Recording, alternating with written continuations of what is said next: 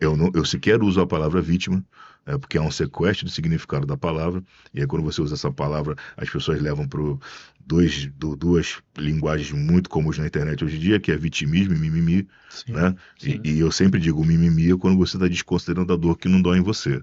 Não dói em você, então você diminui, mimimi, você diminui essa relevância para outra pessoa. Mas perceba, há um quê de engraçado em muitas das histórias. Claro que não em todas, mas assim, eu estou na formatura da minha esposa se formando numa universidade tradicional católica particular aqui do Rio de Janeiro, universidade na qual ela manteve essa formação porque conseguiu a manutenção da bolsa com CR acima de 9, né, o Nossa, que já demonstra que parabéns, é uma estudante parabéns. brilhante, ela é incrível. E dentro desse recorte, eu estou na fila do open bar, veja, com um copo de bebida alcoólica na mão, Com a sua esposa ao lado. e vem uma senhora e diz assim: Olha, o senhor tá de parabéns. Parabéns. É o que a sua equipe fez na pista de dança. Cara, é sério, eu assim, olhando pra ela, o que a sua equipe fez na pista de dança foi incrível. Vocês acabaram com um problema, com a briga muito rápido e tal, e eu olhando pra cara dela. E ela disse assim: Você não é o chefe da segurança. Eu falei, olha, Com o seu falei, olhar pra ela, ela deve ter se tocado, né? falei, olha, fico lisonjeado até que a senhora está achando que eu sou justo chefe da segurança, mas Mas não. então, assim, ela super sem graça. Meu filho me disse, olha, vamos fazer o seguinte, senhora, por favor, procura o chefe da segurança, repete esse textinho da senhora, ficou muito bom. Tenho certeza, tenho certeza Que ele vai que ele gostar. vai gostar bastante. E assim, qual o sentido daquilo, né? Qual o sentido dessa percepção? A pessoa, elas vão tentar encaixar o tempo todo essa relação. É. Eu brinco dizendo, se eu fosse uma pessoa de corpo atlético, magro, etc., com certeza várias situações que eu passo teriam a classificação do jogador de futebol. Sim. Geralmente o meu corpo está num espaço e a pessoa fica tentando me localizar naquele espaço de acordo com o quê? De acordo com as premissas limitadas que ela tem. O homem negro grande, cara, ele está associado a três questões muito emblemáticas: hipersexualização, Sim, zoomorfização e subserviência. sim. Então, é esse assim. Claro que tem outras coisas, mas isso Predomina. baseia muito a relação. Sim, Essa hipersexualização, ela está associada à sua capacidade de força, de dotação e etc., que também é uma forma de te animalizar, sim. porque ela te esvazia de situações. É, Conhecimento. poxa, é absurdo. A zoomorfização, da mesma forma, essa comparação com animais, né? Influencers famosos aí no nosso país estabeleceram esse tipo de comparação em tom de brincadeira ou sem Brincadeira, né? querer, né? O que eu já discordo, mas enfim. E por fim, essa relação da subserviência.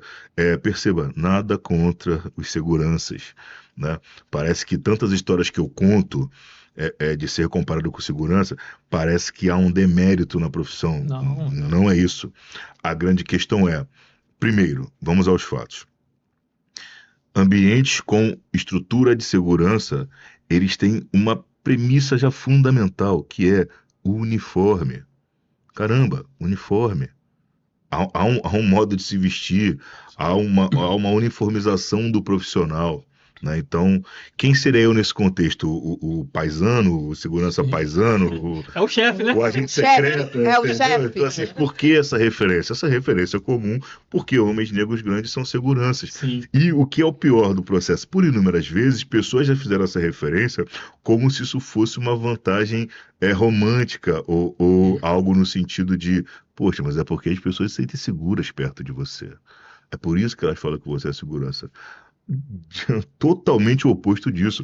O segurança é o que primeiro se arrisca, é o que primeiro toma o tiro, é aquele que vai Sim. pular, ele vai pular na bala por você. Esse é o trabalho dele. O trabalho dele, grosseiramente falando, é morrer por você. É se expor ao risco que poderia lhe causar qualquer impacto na sua integridade física e eu vou absorver isso que é o meu trabalho. Então ele é o primeiro a sofrer um revés, né? Caso Sim. ocorra uma situação como essa. E assim, eu não quero estar nesse papel, eu não quero estar. E eu preciso estar sempre me anunciando o contrário a isso. E com o passar do tempo eu fui ganhando cada vez mais, digamos assim, estofo, base, né, para poder refutar isso, sem fazer parecer que eu estou, sei lá, dando um chilique ou algo nesse sentido. Eu tenho essa preocupação. Perceba, eu não acho essa preocupação correta. Eu acho que as pessoas, na condição de alvo do racismo, elas têm liberdade para reagir como quiserem, Isso aí, perfeito. porque é uma violência. Cada um age de uma forma, né? Exatamente, Mas né? é E até interessante. mesmo a liberdade de não saber o que fazer e não saber como reagir. Sim. Porque também é uma imposição muito cruel. Você fala, você não fez nada? Como assim? Às vezes a pessoa ainda está digerindo aquela situação, está se entendendo como alvo Como de vítima alguma daquela coisa. atitude, Ou né? pensando também como vai agir sem ser Exato. truculento, para não ouvir aquela frase, só podia ser preto, Exato. dependendo da sua reação, né? Sim. Então, é um conjunto de informações que você precisa pensar rápido. Quando eu comecei com a questão de conteúdo na internet, o conteúdo racializado nem era a principal abordagem. Eu falava primordialmente do meu trabalho. Falar do conteúdo racializado, para mim, ficou importante, principalmente depois da montagem do meu grupo de pesquisa. Eu E fundei. como você encontrou esse tom? Eu gosto da forma como você, desse tamanho, com esse vozeirão grave, e falar de racismo, falar das vivências de uma maneira Das tão. dores, né? Das dores, das feridas, mas sem aquele tom que muitas das vezes é humano, né? Sem aquele tom de revolta, De de violência. ódio, de Sim. violência, mas falar de uma forma tão delicada e tão tranquila. Como você chegou nesse ponto, nesse nível? Olha, se eu falar para você que houve algum tipo de preparo da minha parte para falar dessa forma, eu estaria mentindo. Eu sou uma pessoa que, como já citei, desde muito jovem, eu comecei a perceber que falar bem, organizar melhor a minha fala me ajudava. Inclusive, escapei de algumas situações de violência e truculência, seja de abordagens policiais ou de outras circunstâncias no dia a dia, por conta desse comportamento, né? Para muitos, esse comportamento é mal visto, é visto como se eu tivesse a intenção de me exibir ou de parecer mais isso ou mais aquilo, né? E, para além dessa situação, eu estou hoje dando holofote para uma abordagem que já é o meu natural na conversa com as pessoas e tal. É tentar ressaltar a história, não deixar de contar, não inventar, né? Eu tenho, com o crescimento dos seguidores, eu tenho sido muito questionado de, essa história é verdade, sabe? Ai, Ou, imagino. como é que você criou esse personagem aí? Eu digo, Que é pô, invenção, meu né? amigo, aqui não tem invenção de nada, é só eu abordando o meu cotidiano. E também tem uma situação que eu, assim, peguei o que eu já fazia e entendi que aquilo pode ser um formato interessante. É Você mais a entende? sua essência também. Exatamente, eu entendi. Ano passado, eu publiquei um artigo e já nesse processo de me entender e me anunciar enquanto pesquisador, enquanto escritor, eu passei a falar com as pessoas sobre isso. Cara, lê isso aqui, eu escrevi isso aqui. Pô, lê esse artigo aqui, dá a sua opinião. Ó, tem o meu livro e tal, né? E aí, dentro desse aspecto, eu comecei a falar dos meus artigos para os estudantes. E uma estudante que leu o meu artigo, ela me trouxe uma opinião que foi muito marcante para mim. Ela disse assim: caramba, professor, eu li o seu texto, parecia um monte de fofoca, sabe? E assim, muitas pessoas talvez ouviriam isso e achariam um demérito, tipo, caramba, eu sou um escritor, um cientista, estou desenvolvendo isso aqui, a pessoa ali acha fofoca. Eu achei interessantíssimo, eu falei, caramba, que bom, quer dizer que eu estou acertando na linguagem, Sim. né? Eu não estou escrevendo um texto que seja estritamente acadêmico, e aí no dialogue... Afasta, né? Acessível, Exatamente, Aproveitando esse exatamente. gancho do senhor, o senhor poderia aquilatar esse nosso programa com a explicação em relação ao conceito nanorracismo? Sim, sim. Inclusive, eu acho que o nanorracismo associado ao racismo recreativo, eles são dos conceitos fundamentais para os nossos entendimentos cotidianos. Perfeito. O nanorracismo é um conceito de Achille Mbembe que ele traz uma associação dessas pequenas práticas racistas do dia a dia que elas não parecem racistas de fato. Por exemplo, vou à escola às sextas-feiras totalmente de branco. É o único ambiente na minha vida onde as pessoas conhecem a minha formação, porque a minha formação faz parte do exercício da minha profissão. Então, é um ambiente onde as pessoas sabem que eu sou doutor em educação. Ao chegar nesse ambiente todo de branco, eu sou chamado de açougueiro, Macumbeiro, padeiro. açougueiro. Eu achei incrível que um falou assim, assistente de enfermagem. Rapaz, mas nem enfermeiro, Assistente de enfermagem. né? e ninguém fala médico, né? E nesse mesmo ambiente, por exemplo, Ninguém fala médico. quando eu sou convidado pela Prefeitura do Rio para apresentar o resultado do meu trabalho numa feira literária organizada e protagonizada na quadra de uma escola de samba, Mocidade Independente Padre Miguel, a FLI Mocidade, que ocorreu agora em 2026, as pessoas questionam se eu vou sambar, né? Ah, você vai na escola sambar? Então, assim, essa relação, ela é uma relação onde, quando você identifica o racismo nessa atitude, dificilmente a pessoa vai falar, poxa, me desculpe. Ela vai dizer assim, ó, que isso?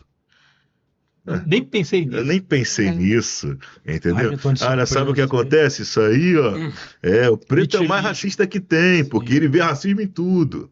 Você entende? Então, assim, falando de maneira mais popular, esse é o recorte do racismo, que ele vai causar esse impacto dentro das pequenas comunidades. Nesse caso específico, eu estou falando de uma organização docente-discente de uma escola municipal dentro do bairro do Rio das Pedras. Isso não está ganhando uma grande projeção, não é uma situação de comoção Nacional. municipal e etc. nacional. Entretanto, causa um impacto naquela relação estabelecida ali. E quando eu cheguei a essa escola, enfim, é uma escola maravilhosa, com pessoas maravilhosas, mas tem uma recorrência nessas abordagens, que inclusive foram o que me incentivou a montar o grupo de pesquisa, para trazer esse debate mesmo à tona. Trabalhava lá com uma professora que desde a primeira vez que ela me viu, ela questionou se eu era o segurança da escola. Ela trazia sempre essa relação. Então, primeiro me pergunte se eu sou o segurança da escola, numa estrutura onde, primeiro, a rede municipal do Rio de Janeiro é uma das maiores redes da América Latina. Eu não confio no conceito de rede, mas ele é um conceito popular em relação às Sim. escolas, então é bom ilustrar dessa forma mesmo. É uma rede escolar, 10 CREs, um monte de escola. No nosso deslocamento, né, pela cidade do Rio de Janeiro, a gente vê um monte de escola municipal. Eu desafio alguém a me apresentar que escola que você já viu com segurança. Que não seja do município, que é a guarda municipal, né? Exato, entendeu? Então, assim, qual é o contexto? O contexto é por ser um homem negro, de grande porte, ter a voz grossa, ter uma suposta postura, identificada como uma postura de quem está prestando atenção em alguma coisa ou algo do tipo. Essa mesma professora, quando eu tive a oportunidade de levar a minha filha na escola, no dia da festa de aniversário da escola, ela me viu na interação com a minha filha e ela disse, caramba, que lindo você com a sua filha. Poxa, se eu tivesse te visto desde a primeira vez quando eu te conheci nessa interação, poxa, eu não teria medo de você, tô vendo você assim, poxa, Nego pode tudo, só não pode desistir.